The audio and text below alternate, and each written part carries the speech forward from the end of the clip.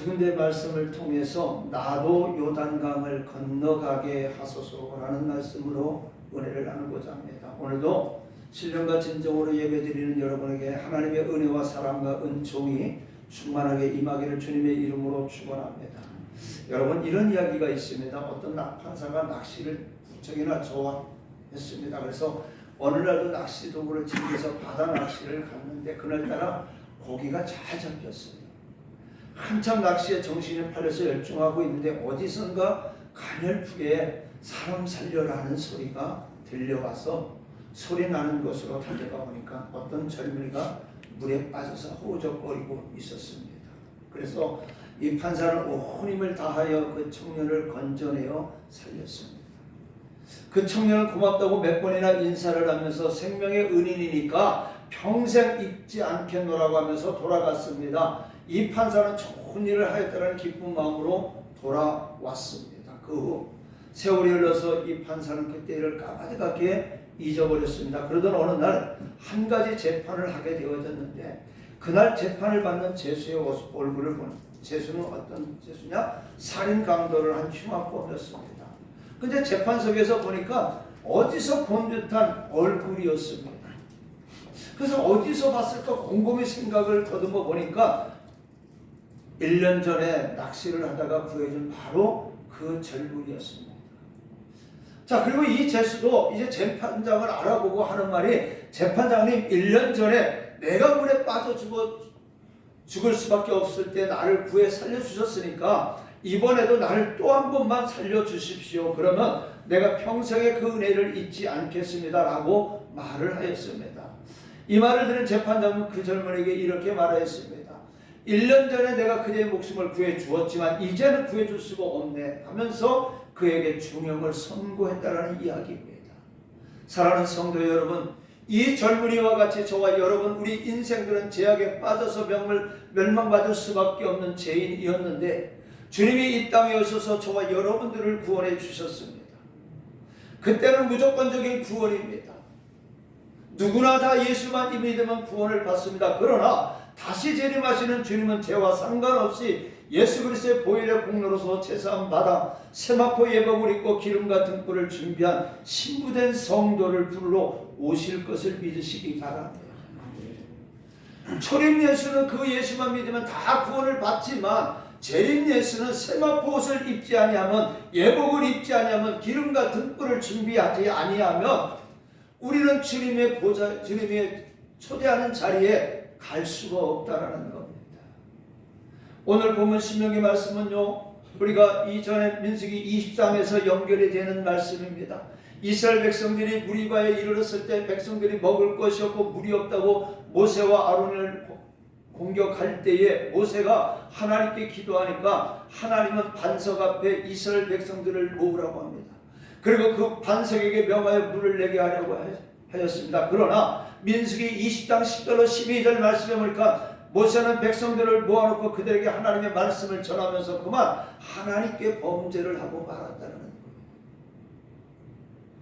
모세가 40년간 가진 고난과 죽음을 무릅쓰고 이스라엘 백성들을 요단강 건너편까지 인도하여 왔는데 하나님은 모세에게 명하시기를 비스가산에 올라가서 요단강 건너편을 바라보라고 하였습니다. 그리고 하나님은 모세에게 말합니다. 네가 가나안 땅을 바라보기만 하고 건너가지는 못하리라. 이렇게 말씀합니다. 이미 이 말씀은 민수기 20장에서 하나님은 모세에게 예고하신 말씀의 내용입니다. 그런데 설마 했는데 40년의 고난을 겪으면서 이제 꿈에도 그리던 가나안 땅을 눈앞에 두었는데 하나님은 모세에게 가나안에 들어가지 못하리라고 말씀을 하십니다. 이 얼마나 애석하고 원통한 일이겠습니까? 꿈에도 그리던 가나안 땅인데 그것을 눈앞에 두고도 들어가지 못하는 모세의 심정이야말로 얼마나 괴롭겠습니까? 자, 그리고 마태복음 25장에는요 예수님께서 말씀하신 열처녀의 비유의 말씀이 기록되어 있습니다. 이 말씀 중에 신랑을 기다리던 10명의 처녀들은 똑같이 밤을 지새우며 신랑을 기다렸습니다. 그런데 그 중에 미련한 5 처녀는 기름이 부족하여 등불이 꺼져갔습니다. 이들은 부랴부랴 기름을 사러 간 새에 신랑은 도착이 되었고 혼인잔치집의 대문은 굳게 닫혀버렸습니다. 단지 기름이 부족하다는 이유만으로 저들은 미련한 처녀라는 낙인이 찍히고 쫓겨나게 되었습니다. 밤새워 기다린 것이 허사가 되었습니다. 아무리 대문을 두드려도 열어주지 않았습니다. 기쁨과 즐거움의 잔치를 눈앞에 두고 들어갈 수가 없었습니다. 자, 그렇다면 저와 여러분들은요, 이 두 곳의 말씀 중에서 공통점을 발견할 수가 있습니다. 그 공통점은 바로 모세나 신랑을 기다리는 처녀들이나 똑같이 마지막에 들어가지 못했다라는 거예요. 모세는 그렇게도 오매불만 그리워하던 가나안 땅에 들어가지 못했고, 다섯 처녀는 그렇게도 기다리던 혼인잔치에 들어가지 못했습니다. 모두가 마지막 순간에 있었던 일입니다. 사랑하는 성도 여러분, 이 말씀을 통해서 깨닫는 바가 있는 줄로 압니다. 우리들도 하나님을 믿지만 마지막 순간에 하나님 나라에 들어가지 못하게 될 것을 염려해야 된다는 말씀이에요. 주님께서는 마태복음 7장 22절 23절에 말씀합니다. 그날에 많은 사람들이 나더러 주여 주여 우리가 주의 이름으로 선지자 노릇하며 주의 이름으로 귀신을 쫓아내며 주의 이름으로 많은 권능을 행하지 아니하였나이까 하리니 그때 내가 그들에게 밝히 말하되 내가 너희를 도무지 알지 못하니 불법을 행하는 자라 내게서 떠나가라 하리라 말씀합니다. 근데 한국의 목사님들이 마태복음 7장 22절 말씀을 제일 전하기가 싫어한대요. 왜요? 매일매일 주여 주여 하면서도 선지자 노릇하면서도 주님의 이름으로 귀신을 쫓고 말씀을 전하면서도 권능을 행하면서도 하나님의 말씀대로 살지를 못하기 때문에 이 말씀을 가장 전하기 싫어한다고 합니다. 오늘 우리도 마찬가지입니다. 우리는 지금까지 신앙생활에서 천국을 바라보고 하늘나라의 입성을 바라보고 여기까지 달려왔는데 그 달려와서 마지막 순간에 우리가 하나님 앞에 들어가지 못한다면, 그 천국만에 입성하지 못한다면 억울하지 않습니까? 여러분은 투자한 시간과 물질이 아깝지 않습니까? 그렇기 때문에 한 영혼도 낙심하고 좌절하고 절망하지 않고 그 대문 앞에서 주저앉지 않기를 주님의 이름으로 부탁을 드리겠습니다. 여러분 모두가 천국문에 들어가시기를 바랍니다. 요단강을 건너가시기를 바랍니다. 여러분, 오늘 우리는요 이제 12월달을 보내면서 이 말씀을 통해서 우리에게 주시는 하나님의 음성을 들어야 하겠습니다. 먼저 비스가산 위에서 부르짖는 모세의 절규 소리를 우리는 들어야 됩니다. 모세는 하나님께로부터 가나안의 땅에 들어가지 못할 것이라는 말씀을 듣고 하나님께 예언을 합니다. 하나님 나로 하여금 저 요단강을 건너가게 하소서. 주여 나로 건너가게 해주세요. 아무리 부르짖어도 하나님의 뜻은 변함이 없습니다. 요단강 건너편 모압 평지까지의 백성들을 인도하여 놓고 모세는 하나님의 명령대로 느보산 비스가 산봉우리에 올라 멀리 눈을 들어 가나안 땅을 바라보며 하염없이 울부짖며 기도합니다. 아버지 하나님, 나 저 땅에 하나 한 발자국만 들어가게 하소서. 여기까지 내 수고가 헛된 수고가 되지 않게 해주소서.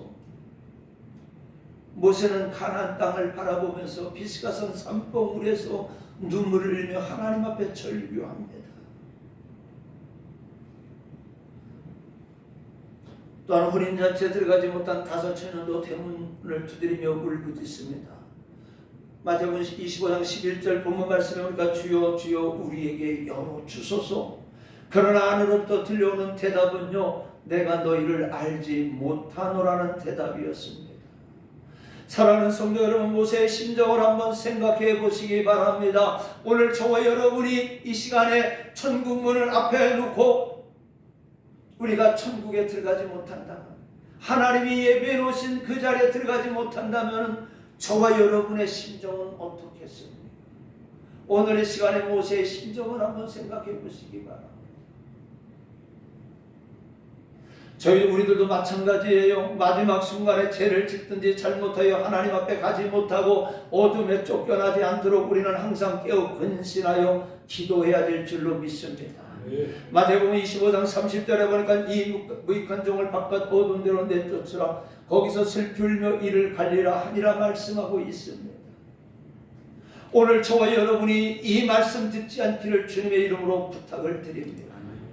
오늘 모세가 비스가 산봉우리에 서서 가나안 땅을 바라보고 하염없이 눈물을 흘렸던 그 모습이 저와 여러분의 모습이 되지 않기를 주님의 이름으로 부탁을 드리겠습니다. 자, 그렇다면 왜 모세가 가나안 땅에 들어가지 못했습니까? 민수기 20장의 말씀을 보니까 모세를 비롯해서 이스라엘 백성들이 신광야에 이르렀을 때 물이 없어서 백성들이 동요하기 시작했습니다. 백성들의 동요는요, 불평으로 변했습니다. 원망으로 변했습니다. 그 원망은 바로 모세와 아론에게 향했고, 모세와 아론에게 향했다는 것은 하나님께로 향했다는 겁니다. 민수기 20장 4절로 5절에 보니까 너희가 어찌하여 여호와의 회중을 이 광야로 인도하여 우리와 우리 짐승이 다 여기서 죽게 하느냐? 너희가 어찌하여 우리를 애굽에서 나오게 하여 이 나쁜 곳으로 인도하였느냐? 이곳에는 파종할 것이 없고 무화과도 없고 포도도 없고 석류도 없고 마실 물도 없도다라고 했습니다. 저들이 애굽에서 나올 때는 기뻐 뛰며 춤을 췄음에도 불구하고, 홍해 바다를 건넜을 때는 기뻐 뛰고 춤을 췄음에도 불구하고, 막상 광야에서 먹을 것이 없으니까, 그들이 입을 즐겁게 할 것이 없으니까 그들은 무엇으로 변했습니까? 불평과 원망으로 변했어요. 오늘 저와 여러분 한번 뒤돌아봅시다. 잘 나갈 때, 잘 될 때는 하나님께 감사했지만은, 교회가 힘들고 오늘 우리 모든 신앙생활하기 힘들 때 여러분들은 하나님 앞에 무엇을 했습니까? 저와 여러분은 하나님 앞에 무엇을 했습니까? 원망만 했지요. 기도하지 못했습니다. 전도하지 못했습니다. 우리는 그러한 모습으로, 이스라엘 백성들과 같은 모습으로 지금까지 신앙생활하고 있다는 겁니다. 그때 모세는 엎드려 기도했습니다. 하나님께서 영광 중에 나타나서 모세에게 일러주었습니다. 모세는 하나님의 백성대로, 말씀대로 백성들을 반석 앞에 모으고 백성들에게 훈시를 합니다. 반역한 너희여 들으라. 우리가 너희를 위하여 이 반석에서 물을 내랴 하고, 모세가 그의 손을 들어 그의 지팡이로 반석을 2번 치니 불이 많아 솟아나오므로 회중과 그들의 짐승이 마시니라 했습니다. 그런데 문제는 그 다음에 있어요. 하나님께서 모세에게 이르시기를 너희가 나를 믿지 아니하고, 자, 물의 문제는 해결했습니다. 목마름의 문제는 해결했습니다. 그런데 그 뒤에 하나님은 말씀합니다. 너희가 나를 믿지 아니하고 이스라엘 자손의 목전에서 내 거룩함을 나타내지 아니하므로 너희는 이 회중을 내가 그들에게 준 땅으로 인도하여 드리지 못하리라. 이스라엘 백성이 애굽에서 나올 때 계수한 인원은 여호수아와 갈렙을 빼고는 한 명도 가나안 땅에 들어가지 못했다는 거예요. 바로 이 사건 때문에. 이는 청천 하늘의 벼락과도 같은 말씀입니다. 지금까지 무엇 때문에 온갖 고생을 하면서 감수하면서 광야길을 걸어왔습니까? 그러면 모세는 왜 가나안 땅에 들어갈 수 없었을까요? 무슨 큰 죄를 범했기 때문에 하나님은 왜 모세에게 가나안 땅을 허락하지 않았을까요? 하나님의 능력을 믿지 않았다고 말씀하고 있습니다. 민수기 20장 12절에 너희가 나를 믿지 아니하고 라고 했습니다. 즉 하나님은 모세에게 말씀하실 때 반석에게 명하여 물을 내게 하라고 하셨습니다. 반석을 치라는 말씀이 아니었는데 모세는 반석을 지팡이로 쳤습니다. 그도 2번씩이나 쳤습니다. 이것이 바로 하나님의 진노를 사게 된 것입니다. 하나님의 능력을 믿지 아니한 것입니다. 물론 모세가 고의적으로 하나님의 능력을 믿지 않아서 한 행동은 아닙니다. 그러나 부지 중에 잘못하여 지은 죄도 어디까지나 죄는 죄인 것입니다. 그 다음에 2번째 이유는요, 하나님의 거룩한 영광을 나타내지 아니하고 자신을 나타낸 겁니다. 민수기 20장 10절에 보면 모세가 백성들에게 우리가 너희를 위하여 이 반석에서 물을 내게 하라고 했습니다. 물을 내게 하는 것은 모세가 아닙니다. 하나님입니다. 근데 이 중요한 사실을 모세는 순간적으로 잊었던 거예요. 우리는 하나님의 일을 할 때요, 하나님께서 역사해 주심으로 하는 것이지 우리가 하는 것은 결코 아니라는 거예요. 근데 우리는 어떻게 해요? 우리를 항상 내세웁니다. 내가 기도하니까, 내가 이렇게 하니까, 내가 입술을 전도하니까 이 사람이 왔습니다. 우리는 지금까지 그렇게 왔습니다. 그 사람을 이 자리에 불러주시는 것도 하나님이십니다. 그 사람의 마음을 감동시키는 것도 하나님이십니다. 단지 하나님은 우리의 입술을 벌리라고 명령하신 거예요. 우리는 입술만 벌릴 뿐이에요. 우리가 하는 것은 아무것도 없다는 겁니다. 하나님이 그를 변화시키고 그를 이끌어내셔야 된다는 겁니다. 고린도전서 10장 31절에 말씀합니다. 그러는 너희가 먹든지 마시든지 무엇을 하든지 다 하나님의 영광을 위하여 하라고 했습니다. 오늘 저와 여러분이 하나님 앞에 나와 헌신하고 봉사하고 충성하고 전도하고 하나님의 나라를 세우는 것, 또 여러분들이 직장에서 일을 하는 것, 사업장에서 일을 하는 이 모든 것이 하나님의 영광을 위해서 하라는 겁니다. 배우는 학생들도 공부도 하나님을 위해서 공부하라는 거예요.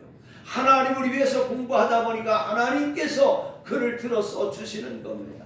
하나님을 위해서 사업을 하다 보니까 하나님이 그 사업장을 축복해 주시는 거예요. 직장에서 내가 돈을 벌려고 하는 것도 있지만 그 직장에서 하나님의 영광을 위해서 일을 하다 보니까 그 직장이 잘 성장하고 또 내 자리가 든든해지고 그로 인해서 내가 먹고 살 수가 있는 겁니다. 그렇기 때문에 그 모든 것이 하나님의 영광을 위하여 하라는 겁니다. 오늘 이 시간에 하나님 앞에 예배를 드리는 것도요, 여러분들의 의를 나타나기 위해서 예배를 드리는 것이 아니라 하나님의 영광을 위해서 이 자리에 오늘 제물이 돼서 하나님 앞에 드리는 것으로 믿으시기 바랍니다. 온전한 하나님의 영광을 위해서라는 거예요. 자, 그러면 오늘의 우리들은 어떻게 해야 되겠습니까? 사랑하는 성도 여러분, 인류 역사상 모세와 같은 사람도 없습니다. 누구보다도 열심히 있었습니다. 믿음도 있었고 무슨 일이든 애나 기도로서 하나님의 인도함을 따라서 이스라엘 백성들을 요단강까지 인도했습니다. 애굽의 바로와 싸우면서 백성들을 이끌어내었고 광야 40년 동안에는 백성들의 불평과 원망과 때로는 돌로 치려가는 위험을 무릅쓰고 인도하여 온 모세를 하나님은 가나안에 들어가지 못하게 하신 겁니다. 마태복음 25장의 처녀에 비유해서 기름을 가지지 못한 처녀들이야 타당한 이유가 있지만 모세는 근본적으로 다릅니다. 이 말씀을 통해서 우리가 한 가지 알 수 있는 것은요, 하나님은 모세와 같은 사람도 얼마든지 버리시기로 작정만 하시면 버린다라는 겁니다. 또 길가의 돌멩이와 같은 세리와 창기들을 통하여서도 얼마든지 아브라함의 자손을 만들 수 있다라는 말씀이에요. 그렇기 때문에 교만하지 말라는 거예요. 겸손하라는 거예요. 제가 어제 예배를 드리면서 그런 얘기해서 나는 우리 집사람의 이번 수술 문제를 통해서 내가 의지할 것은 자식들도 아니고 하나님 한 분밖에 없구나. 그리고 우리 둘밖에 없구나. 오늘 오면서도 차 안에서 그 얘기를 했어요. 그랬더니 이제 알았느냐. 그러면서 하는 말이 이제 알았으니까 그것도 다행이다. 하나님은 오직 당신만 바라보게 하는. 하나님은요, 아브라함과 모세와 같은 사람도 어떻게 해요? 버리실 수가 있다는 거예요. 그러니 저와 여러분들은 아무리 귀하고 저와 여러분이 아무리 내 의를 내세우면서 이만큼 신앙생활하면 됐겠지. 오늘 세상 사람들이 인정하는 그만큼 왔다 할지라도 하나님이 인정하시지 않으면 아무 쓸모가 없다는 거예요. 그렇기 때문에 저와 여러분은요, 사람한테 인정받으려고 노력하지 마시고 하나님한테 인정받으려고 우리 신앙생활 하시기 바랍니다. 믿음생활 하시기를 바랍니다.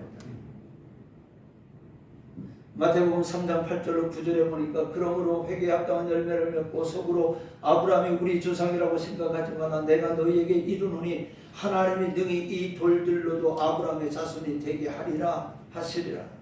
또 마태복음 10장 23절에도 아까도 말씀하셨지만 나더러 주여 주여 하는 자마다 또 선자로 노릇하는 자마다 천국에 들어가는 것이 아니라고 했습니다. 그러면서 마지막 23절에 불법을 행하는 자들아 내게서 떠나라. 어떻게 생각하면 저와 여러분들은요, 이 땅에 살면서 주의 이름을 부르면서도 하나님의 말씀을 외치고 말씀대로 산다 하면서도 불법을 행하는지도 모를 수도 있어요. 어제 어떤 목사님이 저한테 살짝 와서 목사님, 전광훈 목사님 얘기 안 했으면 좋겠어요. 지난번에 얘기를 하는데 좀 상처를 받은 분이 있어요. 그래요? 그럼 안 하겠습니다.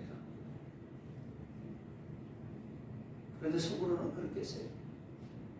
나도 정광훈 목사님을 싫어했던 사람 중에 한 사람인데 그래도 하나님은 이 시대, 지금 우리나라 이 시대에 저 사람을 쓰셔서 종교 전쟁 속에서 지금은요 종교 전쟁이지 이 사상 싸움이 아니에요. 종교 전쟁은 한쪽이 완전히 갈멜산에서 바알과 아세라 신과 하나님을 섬기는 850대 1에서도 어떻게 했어요? 엘리야가 이겼을 때 850명을 다 전멸했어요. 종교 전쟁은 이렇게 되어지는 거예요. 저 이재명이를 따르고 많은 사람들이요, 저 사람들이 사상에 물든 게 아니라 주체 사상에 물든 사람들이에요. 주체 사상 북한의 신앙이에요. 이 종교 싸움 속에서 우리가 이기겠습니다. 근데 많은 목사들이요 여기에 빠졌어요. 말씀을 왜곡합니다. 저는 솔직히요 이제 서면 스스로 강단에 서서 말씀을 준비하고 전하면서요 더 두렵습니다. 지난주보다 오늘이 더 두렵고 오늘보다 다음 주가 더 두렵습니다. 왜요? 내가 하나님 앞에 가는 시간이 그만큼 가까운데 내가 혹이라도 하나님의 말씀을 잘못이라도 변기해서 전하게 되면 여러분을 어디로 이끌어가요?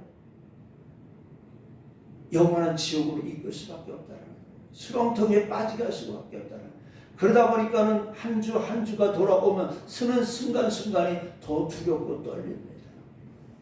30년을 이렇게 왔지만은 더 두렵고 떨린 것이 바로 이런 거예요. 여러분이 불법을 행하는 자들아 내게서 떠나가라 하라는 이 말씀을 듣지 않아야 된다는 겁니다. 이 말씀을 통해서 마태복음 3장 8절 9절과 7장 22절 23절을 통해서 하나님은 능히 우리는 하나님께서 할 수 있음을 알 수가 있는 겁니다. 그렇다면 저와 여러분들은 어떻게 해야 되겠습니까?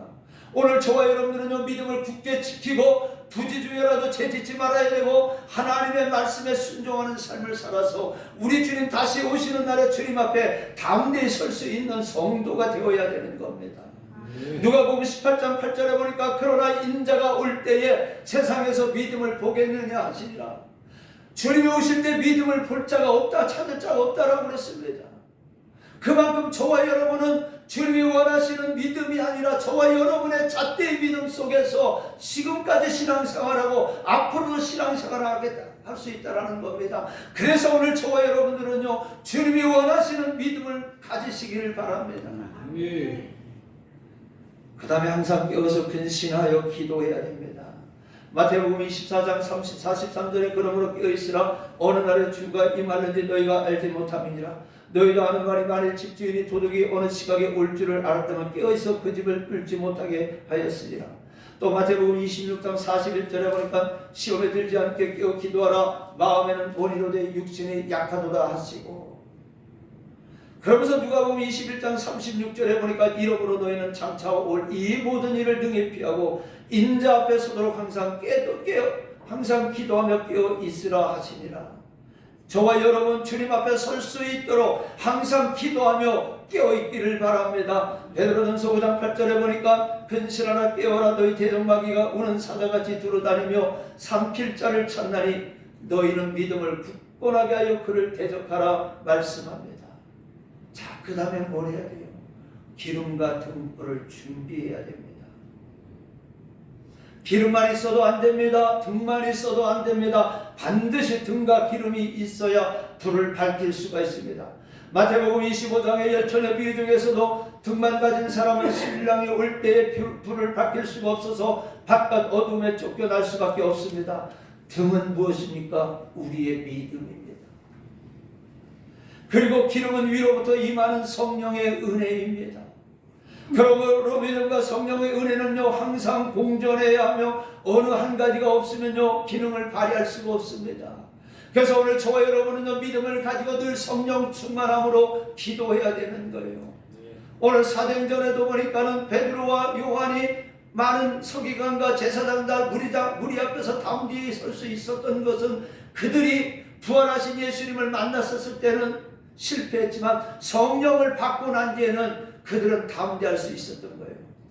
부활하신 주님을 만나고 주님은 부활했다라는 믿음 속에서 그들이 마가의 다락방에서 기도하고 성령이 임하다 보니까 그들은 담대할 수가 있었던 거예요. 오늘 저와 여러분은 바로 이 두 가지를 가지고 있어야 됩니다. 이 두 가지를 가져야 우리가 기능을 발휘할 수가 있고 주님 앞에 들어갈 수가 있는 겁니다. 사랑하는 성도 여러분, 반석과 같은 믿음을 소유하시기를 바랍니다. 그리고 말세 남종과 여종에게 물부터 부어주심하고 약속하신 성령을 충만히 받아서 예수 그리스도의 생명과 구원의 불을 온 천하에 밝혀야 될 줄로 믿습니다. 예수님은 말씀합니다. 마태복음 5장 14절로 15절에 너희는 세상의 빛이라 산 위에 있는 동네가 숨겨지지 못할 것이요 사람이 등불을 켜서 말 아래에 두지 아니하고 등경 위에 두나니 이러므로 집안 모든 사람에게 비치느니라 말씀하고 있습니다. 오늘 저와 여러분 믿음을 잃지 않기를 바라고 늘 성령 받기를 사모하시기를 바랍니다. 성령의 계속해서 늘 살아 역사하기를 사모하시기를 바랍니다. 말씀 마칩니다. 사랑하는 성도 여러분, 2025년도가 이제 처음으로 가고 있습니다. 금년 얼마 남지 않은 중요한 이 시기에 지나간 날들을 돌이켜보면서 하나님 앞에서 부끄러움이 없는 믿음이 되시기를 바랍니다. 지나간 1년뿐만 아니라 내 평생 살아온 길을 한번 뒤돌아보시기 바랍니다. 온갖 제약과 허물로서 얼룩진 우리의 일생이었습니다. 이제는 바로 깨닫고 바른 믿음을 가져야 됩니다. 시편 49편 20절에 보니까 존귀하나 깨닫지 못하는 사람은 멸망하는 짐승 같도다라고 했습니다. 마지막 순간에 하늘나라의 천국 문 앞에서 쫓겨나는 슬픈 운명이 되지 말기를 주님의 이름으로 축원합니다. 비스가산 꼭대기에서 가나안 땅에 들어가지 못하고 울부짖는 모세를 생각하시기를 바랍니다. 기름 준비하지 못해서 혼인잔치에 들어가지 못하여 울부짖는 미련한 5처녀를 생각하면서 오늘 저와 여러분은 모두 천국에 들어갈 수 있도록 준비를 잘하는 성도들 되시기를 주님의 이름으로 축원합니다. 우리 이 찬양 부르고 기도로 마치겠습니다.